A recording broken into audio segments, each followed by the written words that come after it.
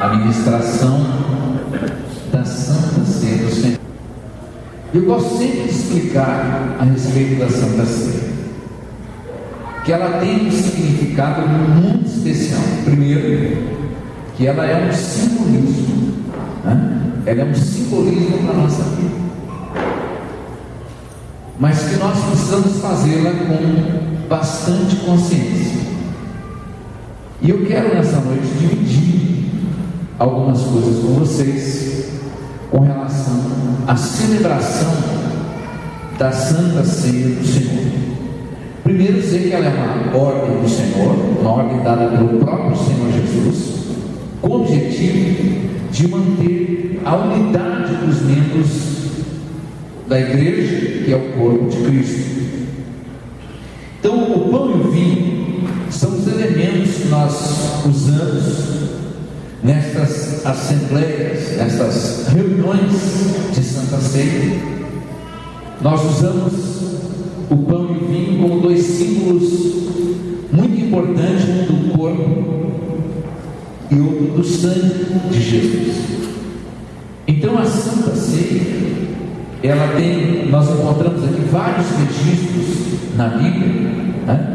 Nós encontramos vários registros em Marcos, em Lucas, em Mateus, em 1 Coríntios, como nós lemos todos os meses, e nós aprendemos com Jesus e com os apóstolos como era feita a celebração da Santa Ceia, e nós temos buscado aplicar isso.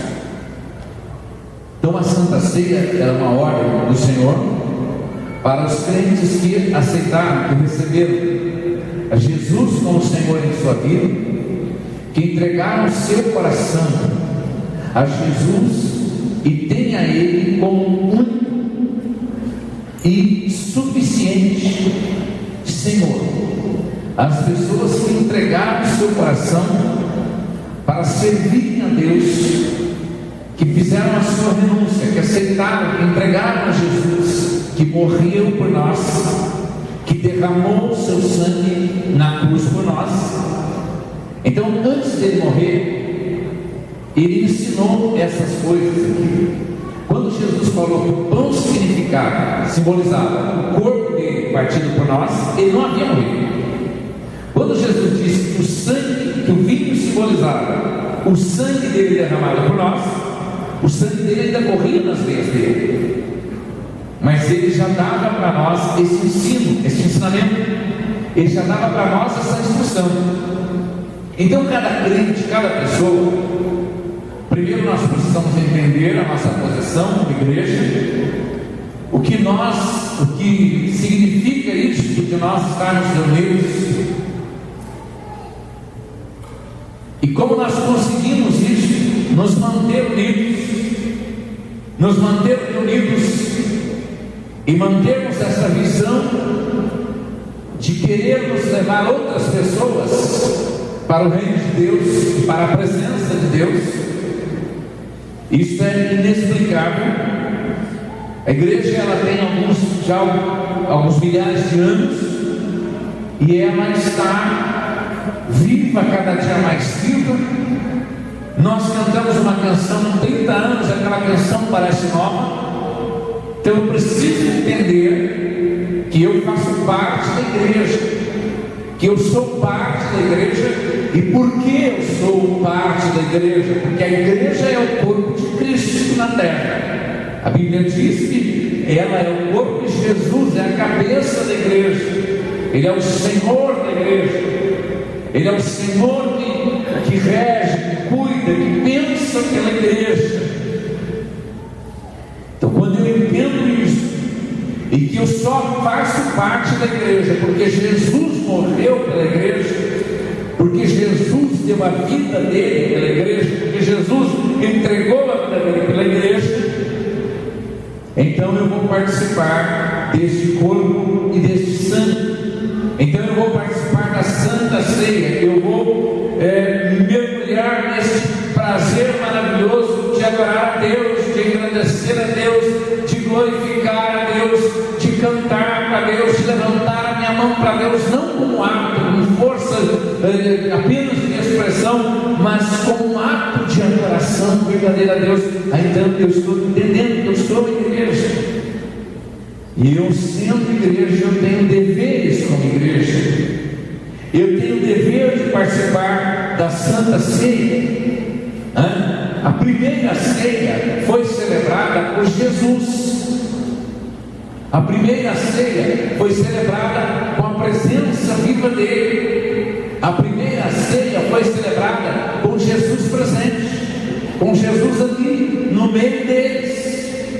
Logo depois que Jesus partiu, que Jesus subiu, morreu na cruz, ressuscitou, subiu ao céu na frente dos discípulos, na frente das testemunhas. Logo depois que isso aconteceu, nós vemos aqui os apóstolos iniciando a celebração da ceia com a igreja primitiva. Nós vemos os apóstolos começando a fazer a ceia, a celebrar ceia, a entregar ceia para a igreja. E qual o propósito da ceia? Jesus disse: fazei isto em memória de mim. A ceia do Senhor é nossa oportunidade para lembrar o sacrifício que Jesus fez na cruz, pelo qual Ele nos oferece esperança da vida eterna. Porque todas as vezes que comeram esse pão, beberes o cálice, anunciais a morte do Senhor até que Ele venha. A morte do Senhor até que Ele venha. Por isso estou dizendo que Jesus morreu por nós. Todas as vezes que comer o pão, que beber o cálice, Ele disse, Ele me ensina com isso, que nós iríamos comer muitas vezes, nós iríamos participar muitas vezes até a sua volta, até Ele voltar. E no Evangelho de João me ensina para mim e para você que Ele fez Ele morreu, Ele derramou o sangue dele, Ele entregou a vida dele por minha causa e por sua causa, mas por amor. E hoje de manhã eu falei um pouquinho sobre este amor, o amor que Deus quer de nós, o amor que nós cantamos, o amor que nós pregamos, o amor que nós falamos. Hoje pela manhã eu falava a respeito deste amor, como Deus nos amou. Deus nos amou de tal maneira que deu o seu Filho Jesus, para morrer na cruz em meu lugar, para entregar a sua vida em meu lugar, para que eu pudesse ser salvo por Ele. Irmão, olha, quando Jesus disse para que eu fizesse isto em memória dele, é para eu entender, eu lembrar a oportunidade que Ele está me dando de conhecer a vida eterna, a oportunidade de saber que a vida não é só isso aqui. Eu começo às vezes a pensar, nós vemos aí pessoas muito importantes, pessoas muito ricas, pessoas milionárias que morrem como todos morrem, como os pobres morrem, os ricos morrem, como os intelectuais morrem, os semi-analfabetos, os analfabetos, os totalmente analfabetos morrem, a mesma coisa, todo mundo é a mesma coisa. E a vida é tão passageira aqui para todos igualmente. Só que nós, se fosse só isso, só esse tempo aqui, que não valeria a pena, gente. Imagina quanto que o homem vive na terra. Hoje a vida tem, a longevidade tem se estendido a cada dia, o homem tem mais vida longa a cada dia, o homem vive mais. Nós estamos vendo aí pessoas chegando a quase 100 anos já nos nossos dias. Tem alguns raramente que viram notícia que passam de 100 anos. 100 anos, né? 100 anos. Quantos anos faz que Jesus esteve aqui? Já fazem 2000. Então, como 100 anos passa tão rápido? Como passa tão depressa 100 anos? Como é tão rápido? Por isso, eu preciso pensar que se a vida fosse só isso aqui, seria pouco demais e não valeria a pena. Por isso que Jesus disse que a ceia, quando Ele diz em memória de mim, é para lembrar o sacrifício que Ele fez na cruz, pelo qual Ele nos oferece a esperança da vida eterna. Porque todas as vezes que comer o pão e beber o cálice, anuncia a morte do Senhor até que Ele venha.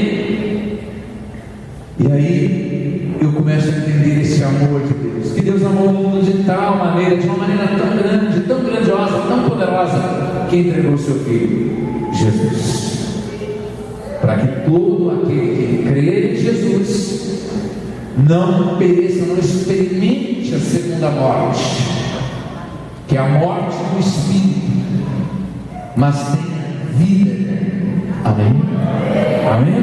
A morte física não significa quase que absolutamente nada. Se você ler alguns desses vídeos, você vai perceber que Jesus ressuscitou algumas pessoas, ressuscitou Lázaro, ressuscitou a menina chamada Talita, curou a sogra do Pedro. Jesus fez vários milagres. Nós vemos que Eliseu, quando ele orou para aquele menino, que ele havia orado para que curasse a esterilidade, ele orou para aquele menino e ele ressuscitou. E tantas outras passagens na Bíblia mostram ressurreições de pessoas.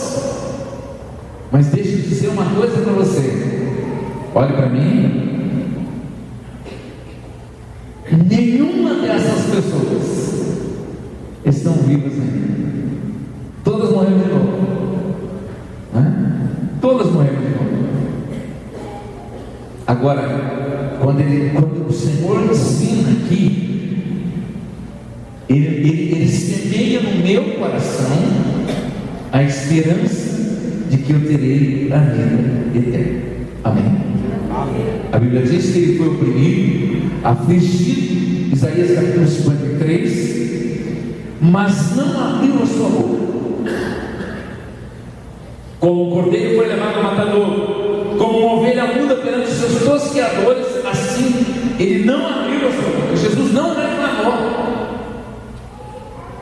A ceia do Senhor, ela não é somente um memorial. A ceia do Senhor não é só uma solenidade, é um momento de nós nos lembrarmos que Jesus morreu no nosso lugar, para que nós tivéssemos a vida eterna. Amém? Amém? Muito bem. A ceia lá na igreja primitiva, ela já era ensinada, ela já era ministrada. Eles já faziam ceia, como nós estamos fazendo hoje.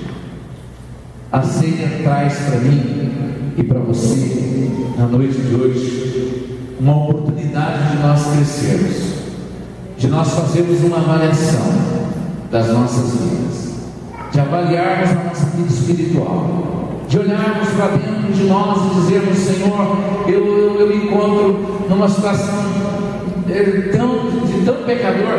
Sabe, quando ele diz assim, para não comer o pão e não beber o cálice indignamente, quando nós lemos essa palavra, eu acho ela tão forte, tão pesada.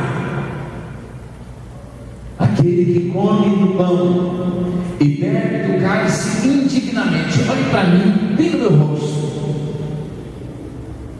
Quem é que se acha aqui totalmente digno, sem pecado, sem falha, sem erro? E este mês você viveu uma vida, olhe para mim, que só faltou nascer asinha nas costas. Anjo perdeu longe para você, porque este mês você foi quase santo perfeito. Este mês, alguém comentava comigo hoje, acho que a pastora, de um filme, como é que é o nome do filme? O Primeiro Mentiroso.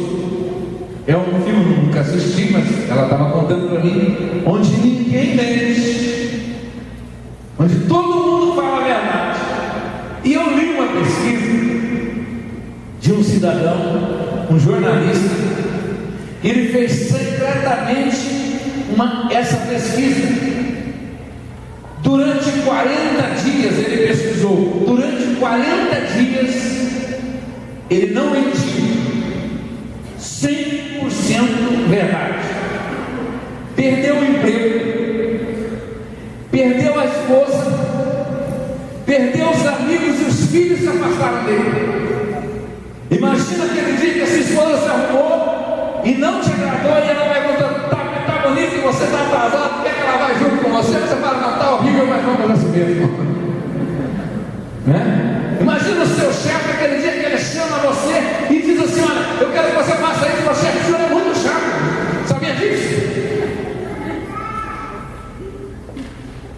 Então, eu volto aqui para a mensagem.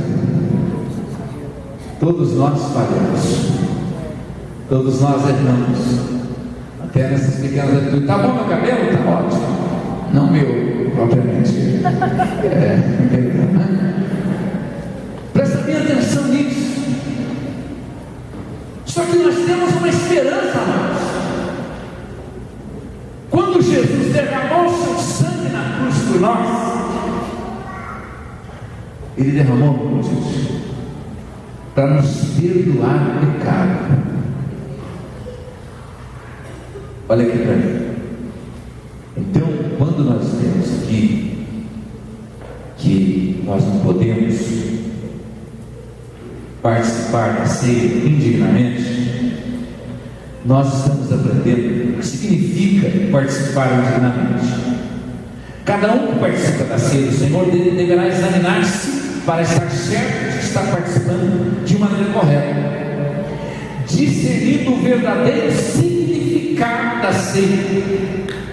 Por isso, aquele que comer o pão, beber o cálice do Senhor indignamente, será réu no corpo do sangue. Examine-se, pois o homem é si mesmo, assim como do pão e beba do cálice.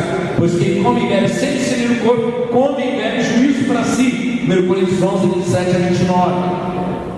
A palavra indignamente é frequentemente mal entendida. Ela não descreve a dignidade da pessoa. Olha para mim, ninguém conversa. Ela não está falando de você ser digno ou não. Ninguém é verdadeiramente digno. Essa palavra descreve o modo de participar. Agora olhe para mim, agora eu vou falar firme com você. A pessoa que de repente ela vem para ser, mas não está nem aí com o pecado, com o erro. Vou participar, coisa. Ela não leva a sério a importância dela se purificar, dela buscar lutar contra qualquer tipo de erro, buscar ter uma vida digna, uma vida reta diante de Deus. Irmãos, olha aqui para mim. O apóstolo Paulo, São Paulo, ele disse assim: o bem que quero, não faço. O mal que não quero, cometo. Apóstolo São Paulo. O que eu aprendo isso? Eu aprendo que enquanto eu estiver aqui nessa terra, por isso a Bíblia ensina, quem ouve? Quem me ouve? A Bíblia ensina que Deus tem prazer na morte do justo. Mas a Bíblia diz que não há nenhum justo sobre a terra. Somos justificados em Jesus.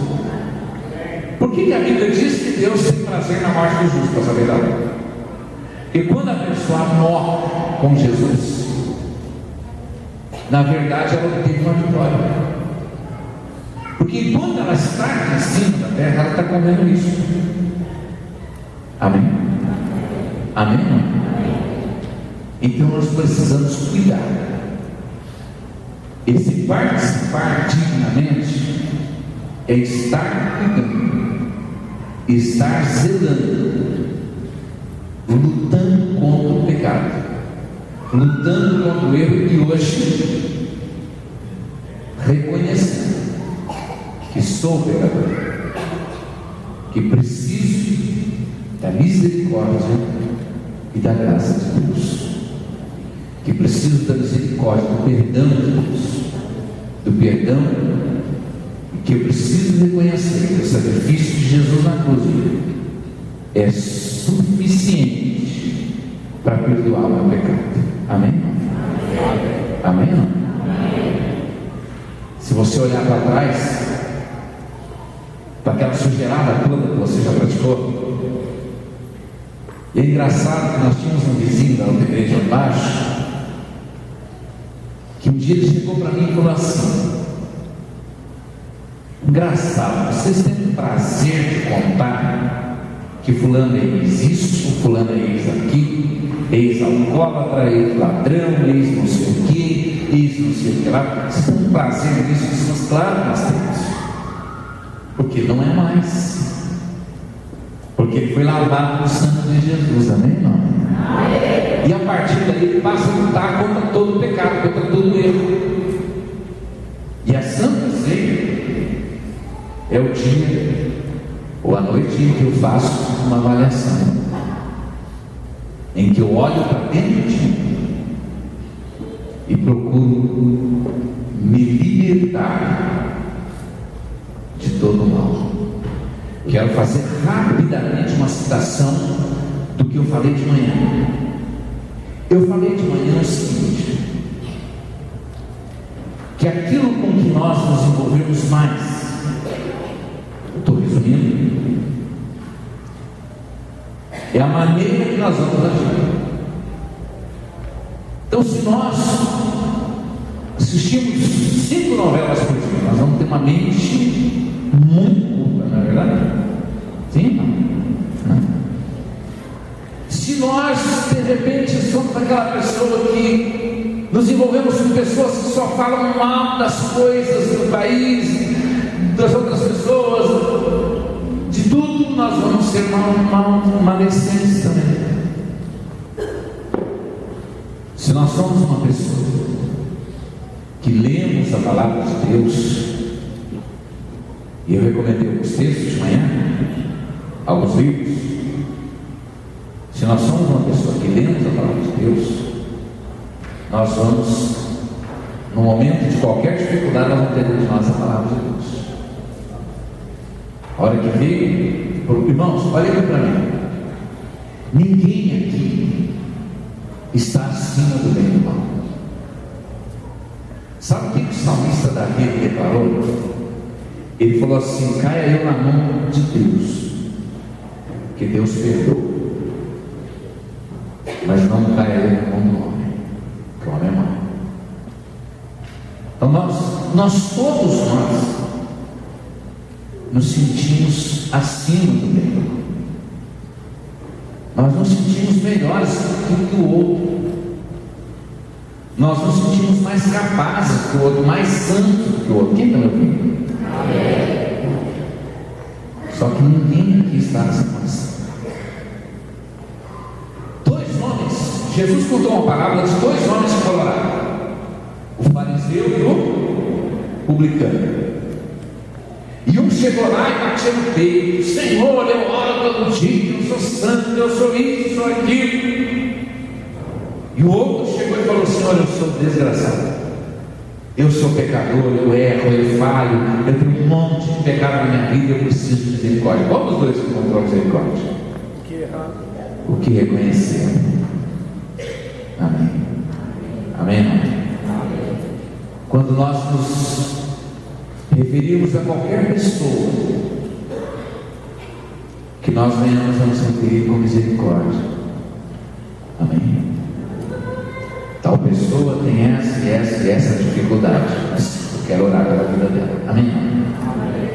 Irmão, a vida dos outros, aliás, não é nem ser comentado, esquece o povo. Ora, simplesmente ora pela vida das pessoas.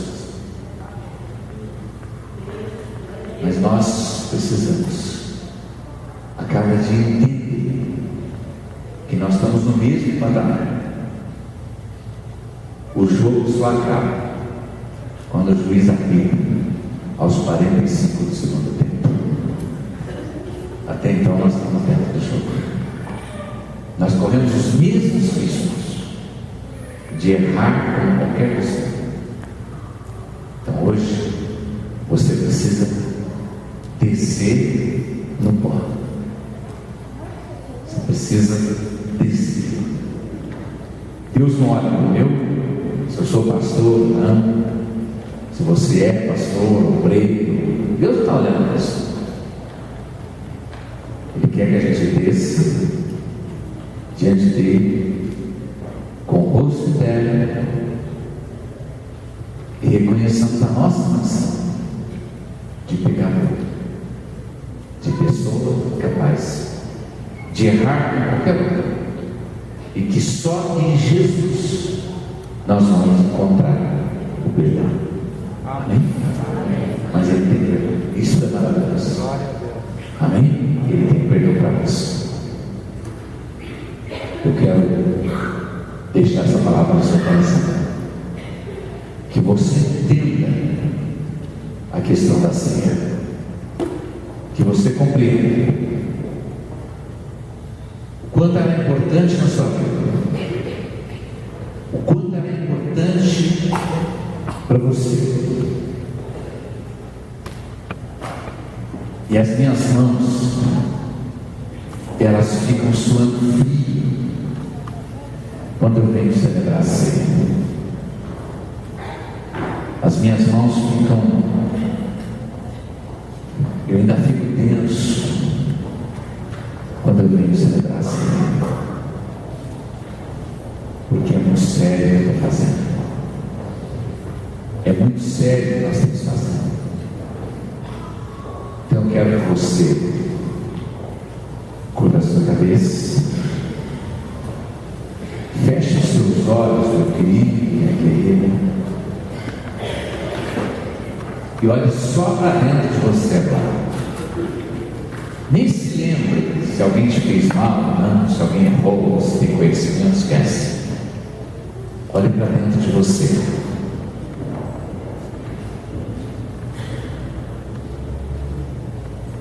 Olhe para dentro de você. Ah, pastor, eu sou cumpridor dos meus compromissos. Eu sei disso.